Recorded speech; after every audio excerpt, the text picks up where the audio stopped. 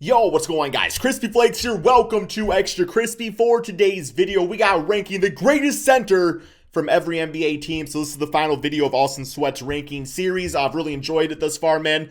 And you know, as far as the center position, I think that's probably one of the toughest to go out on, just because a great center can be great for so many different reasons, to the point where it's tough to rank, man, just because like I said, like you could have a center that's really good at defense or offense or playmaking or rebounding. It's how do you really compare that? Because to me, it's the most specialty position in the NBA.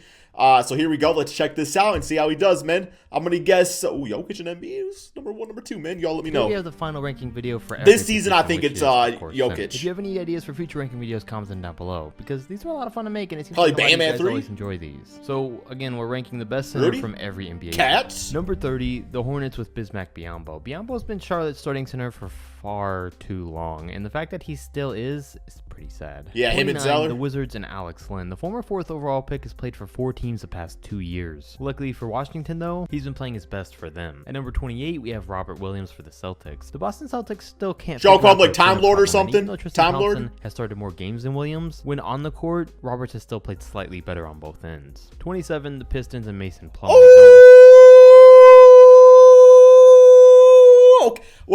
For one, I think that Isaiah Stewart's the greatest center on the Detroit Pistons. Dude's absolutely a beast, man. Yo, beef stew. But Plumlee's been pretty damn good. I gotta actually support Plumlee in this case. I gotta see who's ahead of him. But he's dropped some triple doubles this season and stuff. He's a very good passer. And I never thought, man, I would be supporting Mason Plumlee. But, this he's definitely lived up to his damn contract. So I got to see how he compares to everybody else here. Right now, I feel disrespected. That's okay, too. I mean, I'll just bitch about it. We'll get over it, man. We'll move on with our days. But still, here we go. I think he should have got this number, 24, man. Have much to say about him. Solid center, fits really good in a backup role, but for Detroit, he's been their starter. Then at 26, we have the Golden State Warriors and James Wiseman. Wiseman's now out for the season, but he still makes a list for the season that he had. He only I'll take him over Mason. I ain't gonna lie, bro. I ain't gonna lie, man. A ton of stats show he really hurts the Warriors when he's on the court, and it makes sense because a lot of the time he still looks like he's not too sure what he's doing. We'll be great down the line. Bro, you keep that damn you keep that damn shot in your repertoire, bro. And it makes sense because a lot of the time, y'all see that? It's like a damn crane shot almost. Not really a hook shot, it's a crane shot. Crane! So, yeah, I don't know, man. Not too sure of what he's doing. Fish hook, maybe. Down the line, probably, but not yet. Then we have the Knicks at 25 with Mitchell Robinson, who also had a season-ending injury earlier this year. After the Knicks finally started giving him some more playing time and made him a starter. And Mitchell's a solid two-way player, but ain't gonna lie, man. I didn't know he was out for the season. 24, not gonna lie. The Mavs and Maxi Kleber, who's the first center on this list that can stretch the floor and really shoot the three. And as a matter of fact, he is one of the best three-point shooting big men of the entire video, and it really helped him rank this high. The 23rd bro, he's a damn 6'8" shooting guard. Center spot, man. I'm gonna take Dan Plumlee over him, bro. Then goes to DeAndre Jordan for the Nets. Now the Nets starting lineups are changing to something new. DeAndre Jordan's trash now. But after LaMarcus Aldridge retired, DeAndre is still the best actual center on their roster, whether he's a starter or not. I take Nicholas Claxton. On the court, he's doing everything: setting picks, screens, rolling to the basket, setting up guys to score, staying ready for lobs and drop-off passes. And all of that's helped him shoot 77% from the field so far this year. 77% off taking 2 shots a game. Kings at 22 with Richaun Holmes. And most of you guys are probably wondering why Richaun ranks at 22, because you probably haven't heard at all from him because he's on the Kings. But jokes aside, he's a beast. He's having a great season. It's the best of his career, and he's only getting better. 21, the Raptors. He'll get a nice contract. Now, for a fourth-year player to be having a semi-breakout year and playing as good as he has been, it would usually be a great sign for his future. He's averaging 13 almost 40% from 3 as a big man. But the fact that he's already 20. His last name kind of reminds me of like a fancy purse or something, man. Like a Boucher, bro. You know what I'm saying, man? Oh yeah, my husband got me a Boucher. I don't know, just what it sounds like. 8 years old has kind of ruined that. He had a late start, so he's in his prime right now. So it's kind of late for him to develop over the years into a real star or anything.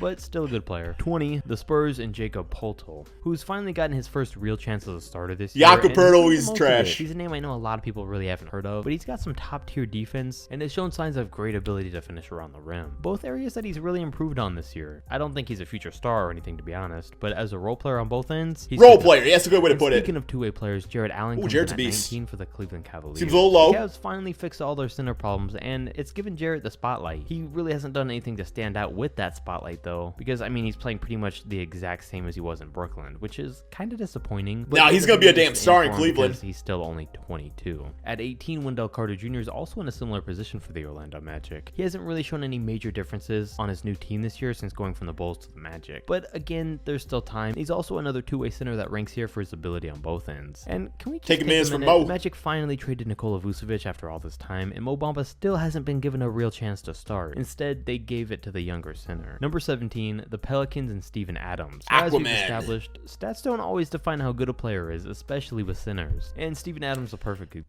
I think he's on an expiring contract. Could be wrong about that. I am predicting he goes to the Golden State Warriors next season. I just have a feeling. Example. He is pretty limited on offense. Play with Clay and stuff. Literally everything else on the court is what makes him so valuable, and why he's remained a starting center for this long. His Monstar level screens and his offensive rebounding are two of his better traits that set him apart from what other centers normally do. At 16, we have the Bucks and Brook Lopez, and there's not too much Splash Mountain, man. He's solid on both ends, and he's good for Milwaukee. Stays out of the way of their other stars, but can also give you a 20 or 30 point game randomly any given night. 15, the Thunder and Al Horford. Horford's untradeable contract is stuck on this bad Thunder team, but while there, he's still been able to show that at even 34 years old, he hasn't fallen off too much. Y'all think he's gonna get bought out, man? He'll probably be in OKC until he does fall off. Either way, though, on a contender or not, it's good to see that he's still got it. And in at number 14, we have the Blazers and Jusuf Nurkic. Now, currently, since returning from his injury that kept him out over a year, Nurkic has had a slow start, averaging career lows 10 points and 8 rebounds a game. But we know it's only because of the injury. We know that at only 26 years old, he's gonna bounce back. Oh, damn, he's only 26? I thought he was like 30. The slow start affect his ranking too much. 13, the Suns and DeAndre Ayton. At the beginning of the season, I was a little skeptical of how DeAndre Ayton had come out to start the year. He wasn't as aggressive or a bigger part of the offense as I wanted to see him. But now I think he's becoming a great complement for Devin Booker and Chris Paul, and it's clear that his game's coming along nicely and preparing for the postseason. And Phoenix is gonna— Yo, wasn't he the first pick in the draft?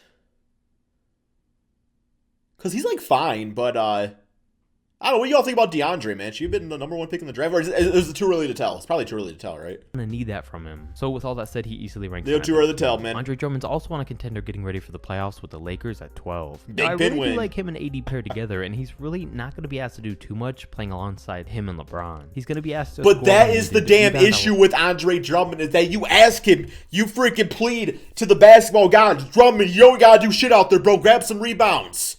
Do that, man. Maybe block a shot here or there, man. Make a nice pass. You know, pretty good passer for a big man. But then he tries doing too damn much, man. Sorry. Just a lot of emotional buildup with Big Penguin.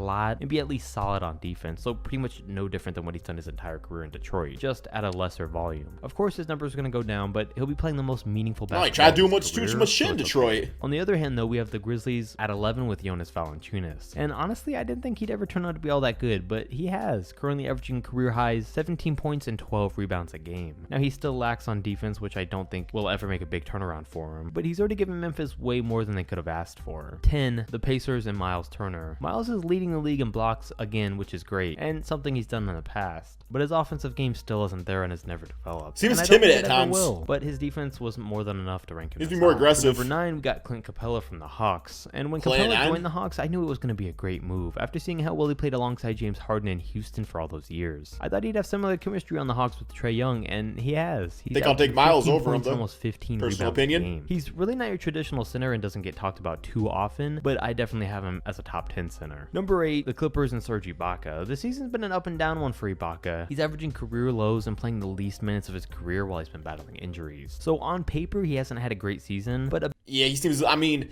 but and that's my thing about this, where it's like, it's based off this season. I don't think he's I don't think he's top 10 center this season. Now, could he if he was healthy? Sure. I mean, I think last year was like his best year on like the Raptors and stuff, but I think there's a few guys that was already named that I would take right now over him. A bad year doesn't take away from the quality of player that he truly is. He's still one of the most diverse and well-rounded centers in the game today. There's not really any aspect of his game that he lacks in, and come playoff time, it's going to be on display once again. And talking about ups and downs, that'd be a good way to describe Christian Wood's season at 7 for the Rockets. He came out on fire, had that ankle injury that took him out for a while, and has come back out on fire again, averaging 21 and 10 on 38% from 3 this year. Now, the Rockets have been terrible, there's no denying. Could have had it all in Detroit. Record 3rd in the league. While Wood was supposed to be leaving Detroit to come to a contender in Houston, he ended up leaving one bad team to go to an even worse one. Y'all hear that?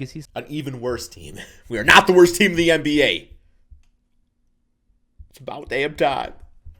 Still got to prove that he's broken out, whether he's on a playoff team or a draft lottery team. Then in the 6th position, we have the Heat and Bam Adebayo, who's had a solid year this season. Bam! As a scorer. Wait, where was he at? But still Bio, whether he's on a playoff team or a draft lottery team. Then in the 6th position, 6 for Bam? Ooh, man, I got him like Jokic, Embiid. I think I got Bam at number 3, to be honest. Adebayo, who's had a solid year this season, shown good signs of improvement as a scorer and a playmaker, but still looking for him to expand his shooting range. Once he does that, I think he's going to be a real star. But for now, though, even though the Heat have had a weird year, Bam's still been good enough to rank just outside of the top 5 centers in the NBA. Then within the top 5 centers, Nikola Vucevic takes the Bulls spot at number 5. It's been pretty unfortunate to see that since getting traded to Chicago, Vucevic's game hasn't lost a step, but he's virtually made no difference on this Bulls team. They're still losing just as many games, and even though they got Zach LaVine another star, it hasn't been good enough. I think that's more of a Bulls problem though, which is why it really hasn't. Yeah, they got to make some moves this offseason. Number 4, the Wolves with Karl Anthony Towns. Now, Towns usually takes the 3rd spot in these centers rankings. It's the spot he's had the past couple of years, but he drops down and probably will continue to year after year as long as the Wolves are still terrible. I know he's had a real rough year personally, so I'm not going to criticize his play this year too much, but he does have to be held accountable at some point for his team's lack of success. Number 3, the Jazz and Rudy Gobert. Not much new with Gobert, but he does take the number 3 spot for being as good as usual. I got Bam at, or I got Gobert at like 5, I think. Unlike him though, I couldn't be any happier about the progress these next 2 guys have made. The first is Joel Embiid for the 76ers at number 2. He's been out of the MVP race due to injuries, but when healthy, he still definitely is playing like one, averaging career best 29 and 11. And this isn't just a great year where he may or may not go back to playing like normal next season. This is who he is now. He's finally realized how big and strong he actually is on the court. And Embiid to the Celtics, really man. It took him a while, but now he's there, so expect this for years to come. But on the other hand, I don't really know what clicked for Nikola Jokic at number 1 for the Nuggets, who in my opinion is the league MVP. Weight loss. He's remained healthy, led his team to wins, and is continuing to do so without Jamal Murray. He's made major improvements in every aspect of his game and is almost averaging a 27 point per game triple-double while doing it. And this season has been more than just a natural progression of his game from hard work and practice, because again, something clicked for him and I don't know what it was. But comment down below if you agree with this list. Yeah, I mean, like I said, the center position, it's a tough one to rank. So, like I said, my interpretation of like the rankings definitely a bit different than this one here. Maybe it's something I gotta do on my main channel eventually, man. Maybe eventually I'll do my top centers all time and currently and everything like that. But damn, it's just so annoying because people get so mean. You don't want that negativity in their life. But this video's actually got a lot of likes and not very many dislikes. So props to him on that, man. That's all we got. A great series by Austin Sweat, guys. Link to his channel in the description below. Very good stuff. I love these ranking videos. They're just fun to watch and stuff. So that's all we got. Peace out.